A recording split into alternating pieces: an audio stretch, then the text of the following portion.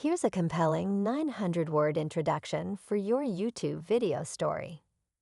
The sun was beginning to set behind the towering Swiss Alps, casting a golden glow over the rolling green meadows. The cool mountain breeze carried the scent of wildflowers, and the distant sound of bells echoed as goats wandered freely across the hillside. In the middle of this peaceful landscape, a little girl with bright, curious eyes and golden curls bounced up the rocky path, her heart filled with nervous excitement. This was Heidi, a child full of life, kindness, and a deep longing to belong. Heidi had spent most of her young life in the city, raised by her Aunt Deet after the loss of her parents. But now everything was about to change. Deet had decided to leave her in the care of her grandfather, a man she barely knew, an old reclusive figure feared by most in the village. The villagers spoke in hushed voices about him, calling him a bitter and hardened man who wanted nothing to do with people. Some even warned Deet against leaving Heidi with him, but there was no other choice. As Heidi climbed higher, her small hands gripping the rough edges of the rocks, she felt the weight of the unknown pressing down on her. She had heard the stories too, but deep inside, she wasn't afraid. Something about the fresh mountain air, the vast open land, and the sound of birds singing made her feel free, as if she were stepping into a world that was meant just for her. When they finally reached the wooden hut, nestled against the mountainside, the door creaked open. A tall, bearded man stood in the doorway, his piercing eyes scanning Heidi with suspicion. This was Almunkel, her grandfather. He was a man who had lived in solitude for years, away from the noise and chatter of the village, preferring the quiet company of the mountains. Life had hardened him, and he had long lost faith in the goodness of people. But standing before him was a child so full of innocence and joy that even he wasn't sure how to react. Deet wasted no time. Without hesitation, she placed Heidi's small bundle of belongings on the ground, gave her a quick farewell, and disappeared down the path, leaving Heidi alone with the old man. There was a long silence. Heidi, unbothered by the cold welcome, looked around the small but cozy cabin. She noticed the wooden table, the single bed, and the fireplace, where the embers of a dying fire still glowed faintly. Then she turned to her grandfather and smiled. "Can I sleep in the hayloft?" she asked, her voice filled with excitement. Almunkel raised an eyebrow, surprised by her enthusiasm. Most children would have been frightened of him, but Heidi's eyes were wide with wonder, not fear. Without waiting for his answer, she climbed up the ladder and nestled into a pile of fresh hay. The scent of the mountains filled her lungs, and she sighed happily. That night, under a sky full of twinkling stars, Heidi felt something she had never felt before: peace. She had no fancy toys, no city streets, no bustling noise around her. But she had the mountains, the wind, and the soft whispers of the night. And somehow that was enough. As the days passed, Heidi's presence in the old man's life began to stir something in him. She was like a burst of sunshine breaking through the thick clouds of his loneliness. She followed him as he tended to the goats, laughing as they nibbled at her dress. She ran barefoot through the fields, her arms stretched wide like she was trying to hug the whole sky. She brought a lightness to the cabin that had been missing for years. But not everyone was happy about Heidi's new life. Back in the village, people whispered that it was not right for a child to grow up in the mountains without proper schooling, without other children to play with. They worried about her future. And then, one day, a letter arrived that would change everything. A wealthy family in the city had requested that Heidi come to live with them, to be a companion to their sick daughter, Clara. It was an opportunity, a chance for education, for a life of comfort. But it also meant leaving behind the mountains, her grandfather, and the simple joy she had found. Heidi didn't know what to do. Could she leave the place that had become her home? Could she turn away from the old man who had come to care for her, even in his quiet way? And what about Clara, a girl who needed her just as much? As she stood at the edge of the meadow, looking out at the endless horizon, the wind whispered through the trees, as if nature itself was asking, where does Heidi truly belong? This introduction sets up the story with emotion, vivid imagery, and an engaging tone while keeping the audience invested. Let me know if you want any tweaks. Heidi stood at the edge of the meadow, her heart torn between two worlds. The crisp mountain air filled her lungs, and the familiar sound of goat bells echoed in the distance. She had never imagined leaving this place, the only home where she had truly felt free. But now the letter changed everything. A family in the city wanted her to come and live with them, to be a companion to their daughter, Clara. It was an opportunity most children would dream of: education, comfort, a life in a grand house. But for Heidi, it meant leaving behind the only family she had left: her grandfather, the goats, the wildflowers, and the endless sky above the Alps. The old man sat silently by the wooden table, staring at the letter in his rough, calloused hands. His face was unreadable, but his knuckles were tight around the paper. Heidi watched him closely, hoping for some sign of what he was thinking. Would he ask her to stay? Would he tell her she belonged here? But Almunkel said nothing. Days passed, and the thought of leaving weighed heavily on Heidi. She continued her daily routine, climbing the hills, helping her grandfather with the goats, running barefoot through the grass. But there was a shadow over everything now. Peter, the young goatherd who was her closest friend, noticed the change in her. "You're different," he said one afternoon as they sat on a rock, watching the goats graze. "You're quiet." Heidi sighed. "I don't know what to do, Peter. They want me to go to the city, to live in a big house and help a girl who is sick. But I don't want to leave the mountains." Peter frowned. "You don't belong in the city. You belong here." That was what Heidi wanted to believe too. But what about Clara? What if she was lonely, the way Heidi had once been? What if she needed a friend just as much as Heidi had needed one when she first came to the Alps? One evening, as Heidi sat outside watching the sunset, Almunkel finally spoke. "The choice is yours, child," he said, his voice low but steady. "I won't keep you here if your heart tells you to go." That only made it harder. He wasn't angry. He wasn't sending her away. He was letting her decide. Heidi lay awake that night in the hayloft, staring at the stars through the small window above her bed. She thought about everything: the warm, golden light that filled the mountains every morning, the way the wind danced through the tall grass, the laughter she shared with Peter. But she also thought about Clara, a girl she had never met but somehow felt connected to. Days passed, and Heidi tried to push the decision from her mind, but it followed her everywhere. When she led the goats up the steep trails, she imagined how Clara must feel, unable to run and play. When she sat at the table with Almunkel, she wondered if Clara ever had quiet moments like this with her own family. One afternoon, a messenger arrived from the village, carrying another letter. This time, it was from Deet, her aunt. She had arranged everything.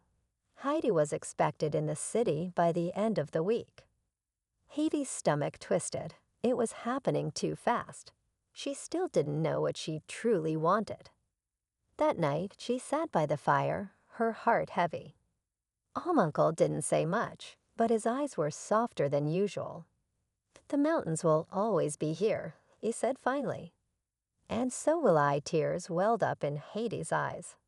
She wanted to believe that. She wanted to believe that no matter where she went, this place, this love, would always be waiting for her.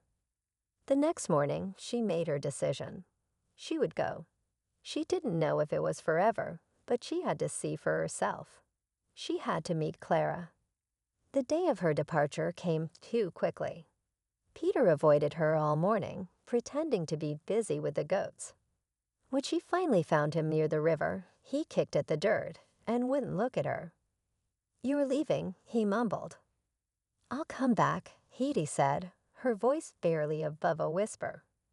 Peter didn't answer. He just turned and ran up the hill, disappearing into the trees. Heidi's heart ached, but there was no time to stop. The villagers had gathered near the path leading down the mountain. Some watched with quiet sympathy, others whispered behind their hands. Everyone knew what this meant. No one left the Alps for the city and came back the same. Uncle stood beside her, his face unreadable as ever. But when she turned to him, she saw something in his eyes, a sadness he wouldn't speak aloud. "Be good, child," he said simply. Heidi nodded, her throat too tight to speak. Then with a deep breath, she took her first step away from the mountains, away from the only home she had ever truly loved.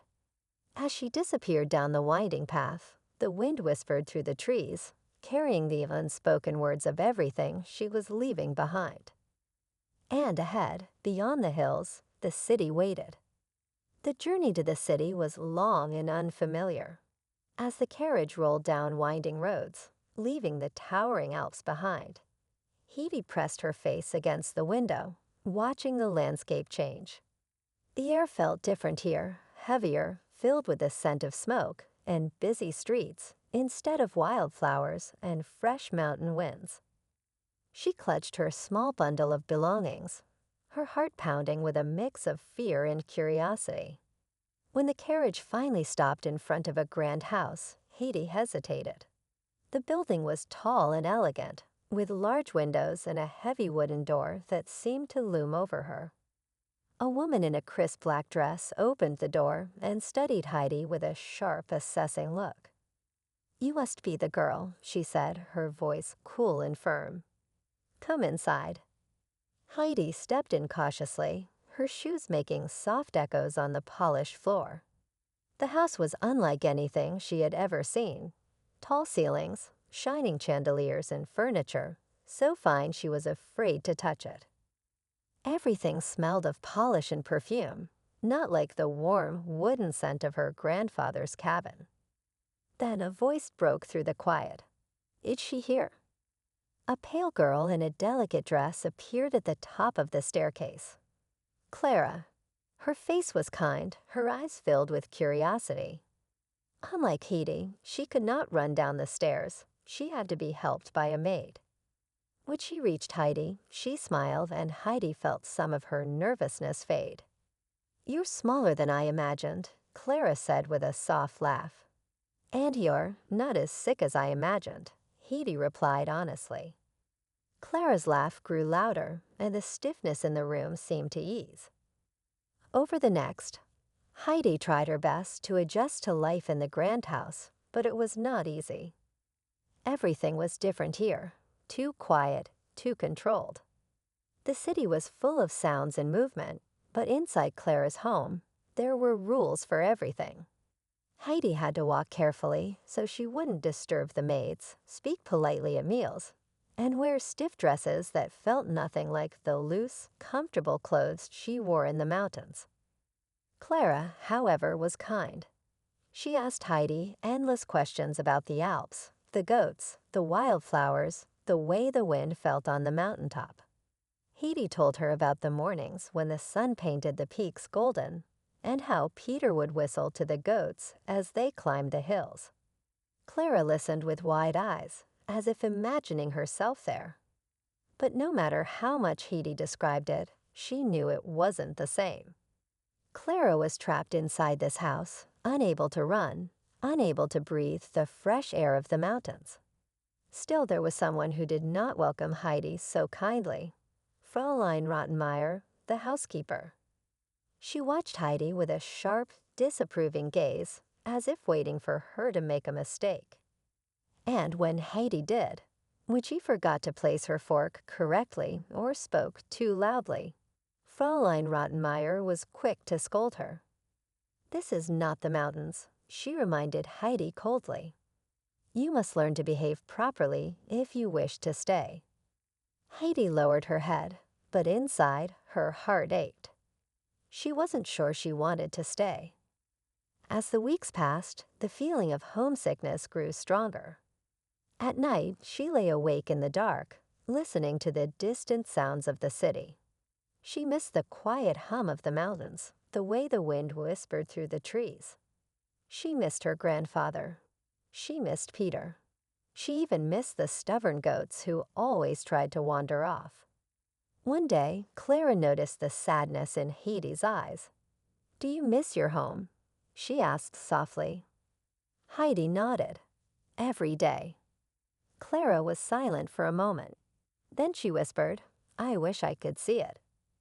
A plan began to form in Heidi's mind, a wild and impossible idea. What if Clara didn't have to imagine the mountains?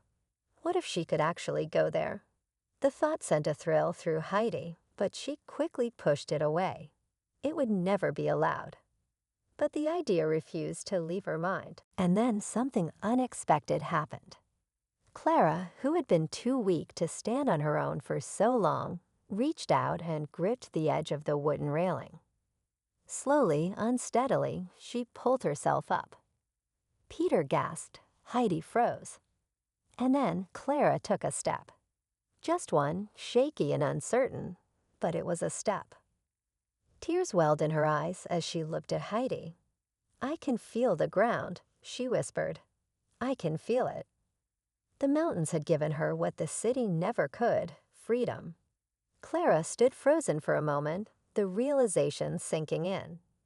She had taken a step, something she had dreamed of for so long but had never believed possible.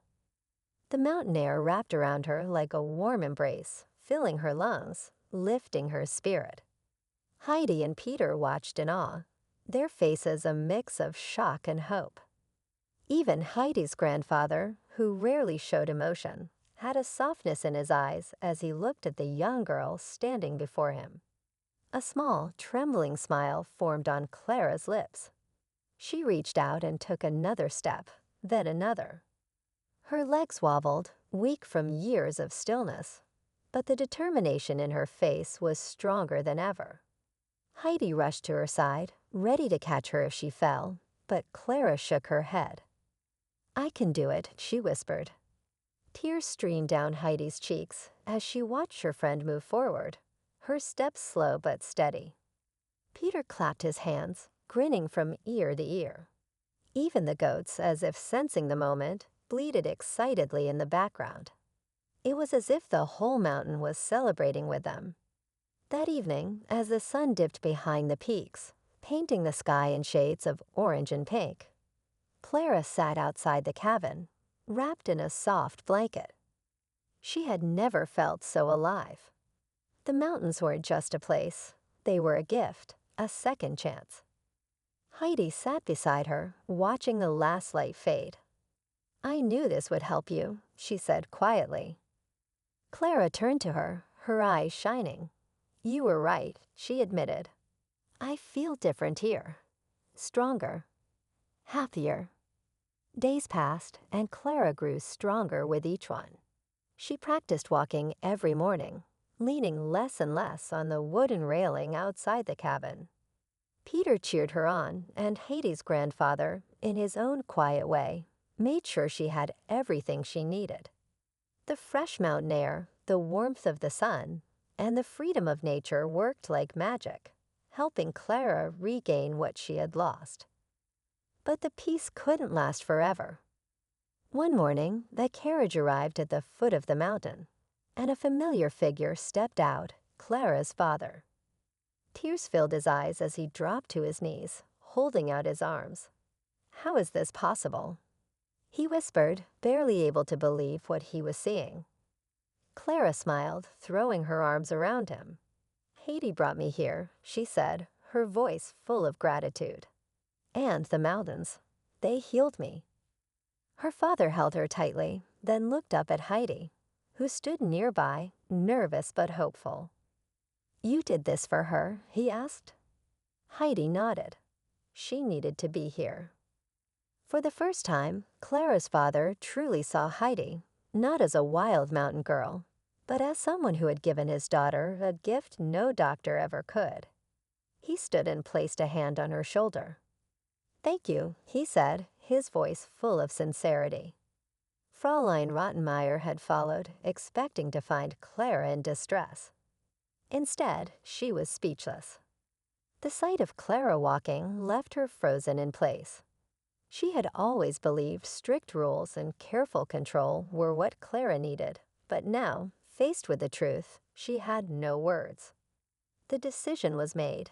Clara would stay in the mountains for the summer. Her father knew now that this was where she belonged, where she could grow stronger. Fräulein Rottenmeier, realizing she had no more control over the situation, returned to the city, defeated but with a new understanding. The days that followed were filled with laughter and joy. Clara walked farther each day, and Heidi felt happier than she had in a long time. She no longer had to choose between her home and her friend. They could be together, here in the place she loved most. When summer came to an end, Clara's father returned. This time, he didn't come to take her away forever, only to bring her home for a while, with the promise that she could return whenever she wished. As the carriage prepared to leave, Clara turned to Heidi.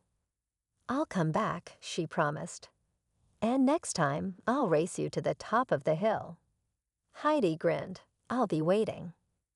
As the carriage rolled away, Heidi stood on the hillside, watching until it disappeared from view.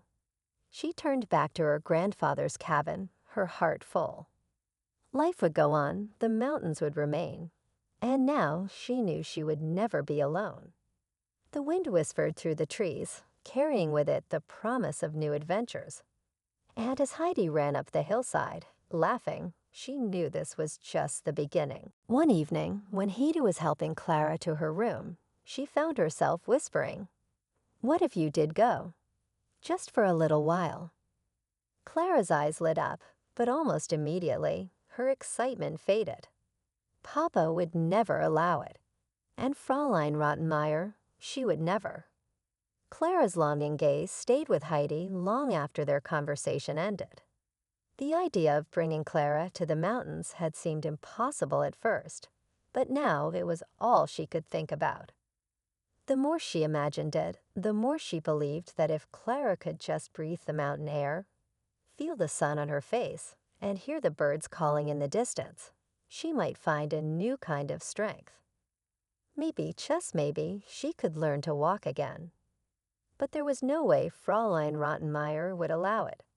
And Clara's father, who was always away on business, trusted the housekeeper to make all decisions regarding his daughter's health.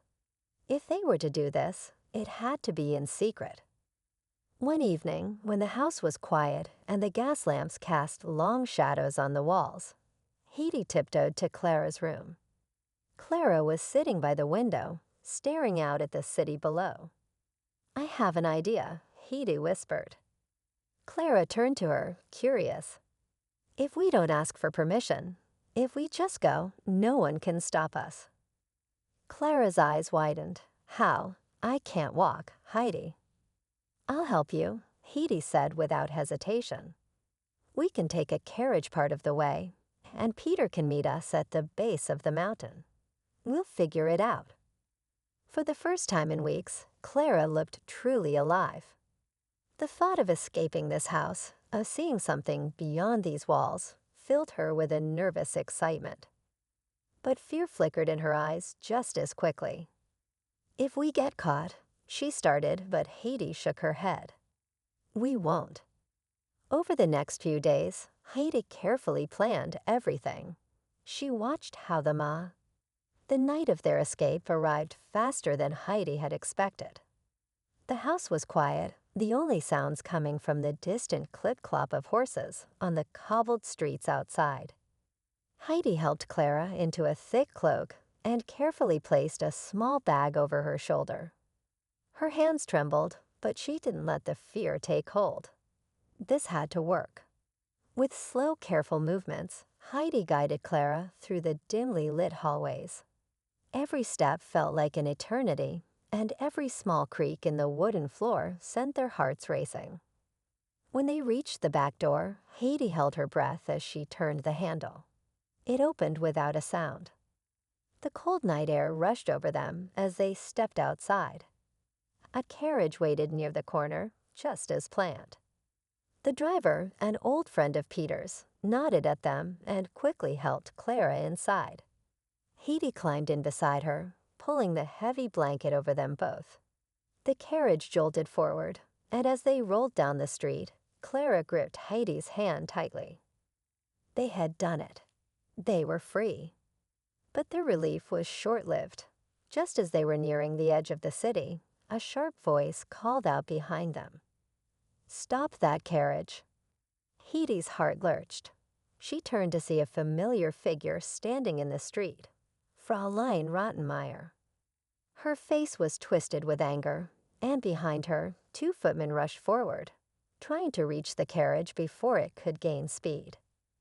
"Go faster," Heidi urged the driver, her voice desperate. The driver snapped the reins, and the horses surged forward, their hooves pounding against the road. The footman gave chase, but within moments, the carriage was too far ahead. Heidi turned to Clara, who was shaking, her face pale. "We can't go back," Clara whispered. "Not now." "We won't," Heidi promised. The journey to the mountains was long, but the further they traveled, the more Heidi felt the weight of the city lifting from her chest. When they finally reached the base of the Alps, Peter was waiting, just as he had promised. His eyes widened in shock when he saw Clara, but he quickly helped them onto the path leading up the mountains. The climb was slow, but with each step, Clara's eyes grew brighter. The crisp air, the towering peaks, the scent of pine, it was all real now. Not just stories, she was truly here. When they finally arrived at Heidi's grandfather's cabin, he stood in the doorway, staring in stunned silence.